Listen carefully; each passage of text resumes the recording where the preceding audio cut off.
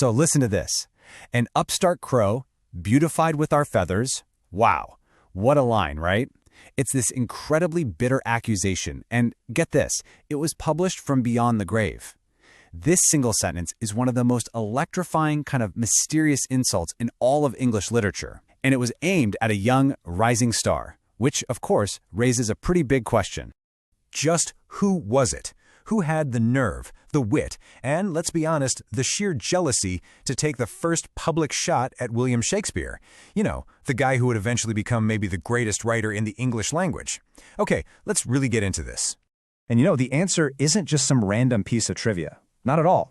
It's actually the story of this brilliant, really troubled, and kind of trailblazing guy's own legacy has been almost totally swallowed up by the shadow of the man he went after.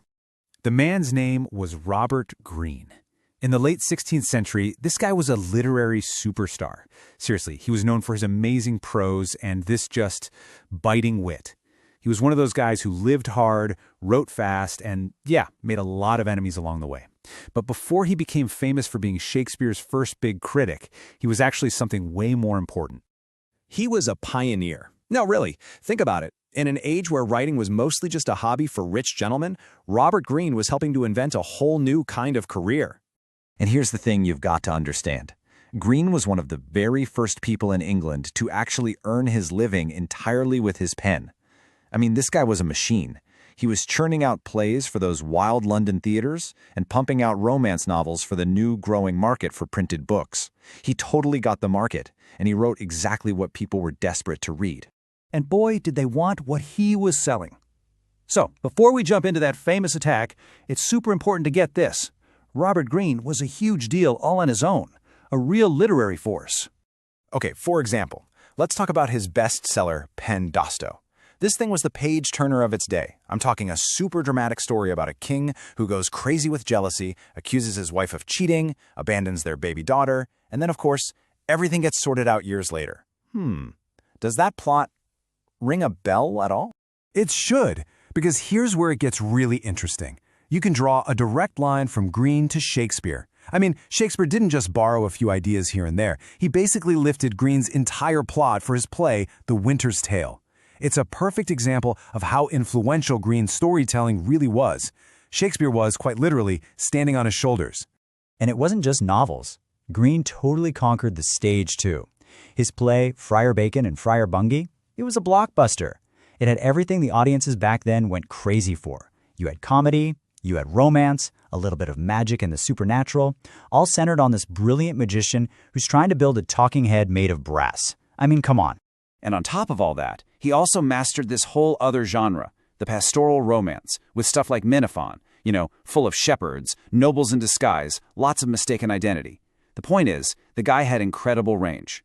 But for all his success, there was this other side to him, a much darker, more confrontational side. And that brings us to the moment that really defined his legacy forever. It seems like Greene's incredible talent was matched only by his talent for starting fights. Yeah, historical sources talk about him leading a dissolute life in London. Basically, he had a reputation for living recklessly. He had a super sharp tongue, and he loved to pick fights with other writers in his pamphlets. He was absolutely brilliant, no doubt about it, but he was also burning out, fast. And here it is, the big one. In a pamphlet that was published right after he died, Greene just lets loose.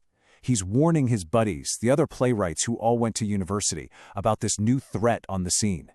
He calls him an actor, just a player, who has the guts to think he can write plays just as well as them. This upstart crow, Greene sneers, is only good because he's stolen their feathers. He's stealing their plots and their styles. For historians, this quote is pure gold. Why? Because it's one of the very first solid mentions we have of Shakespeare working as a playwright in London. And it paints this vivid picture of the theater world back then. It wasn't some friendly club, It was a cutthroat, super competitive battlefield. And you had these educated guys, these University Wits like Greene, who felt seriously threatened by this new, raw talent coming in from out of town. But that famous attack, as juicy as it is, was really just one piece of a much larger and frankly more tragic final act in Greene's life. His last few works were basically these deeply personal public confessions. Yeah. His last pamphlets, including the one with that upstart crow line, they really read like a deathbed confession. He's looking back on his life, talking about his squandered talent, his immoral lifestyle, and all of his regrets.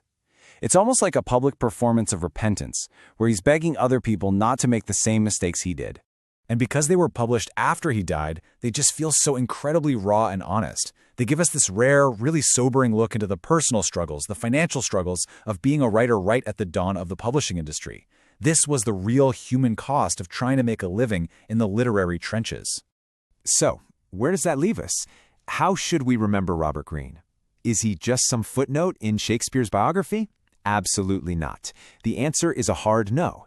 His legacy is way more complex than that, and, kind of ironically, it's completely tangled up with the very guy he attacked. Let's recap. He was a trailblazer, one of the guys who literally invented the job of professional writer.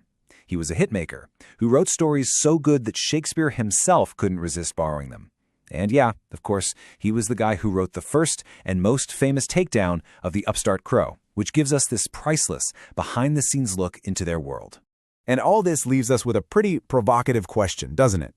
We always celebrate the winners of history, right? The Shakespeares of the world. But what about the rivals? What about the brilliant but flawed people like Robert Greene? The ones whose conflict and competition might have been the very fire that forged that greatness in the first place. So, I'll leave you with this. Is the shadow just as important as the sun?